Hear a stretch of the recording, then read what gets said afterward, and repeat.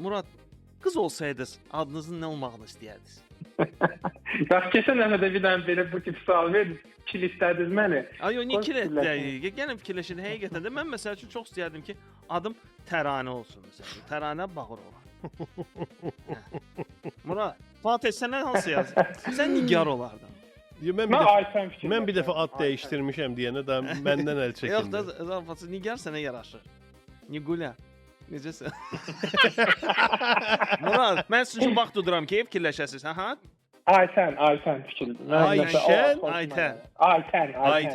Aytən. Aha, hə. Çox sağ olun Zəngin bəy. Amma sən adını dəyişəsə olsan biləsən ki, elə sən də Arzu adını seçə bilərsən ha. Murad, Arzu, muradına çatmaq. Əslində tutur bir-birini. Qız olsaydım qoya bilərdilər bəlkə. Yaxşı Murad. Aytən kimdir? Bəli. Hayır, vallahi heç kim. Prosta o addan çox xoşum gəldi. Aytən kimdir? Aytən kimdir Murad? Niyə Nigar yox, Güneyli yox, Leyla yox? Aytən. Aytən. Ya vallahi belə həqiqətən başqa fikrimə gəlmədi. Bu ad daha mənə belə şeylərdə necə deyim, xoşuma gəlir. Deyilən deyildi, fikirlər səsləndi. Nəticəni isə götürən götürəcək.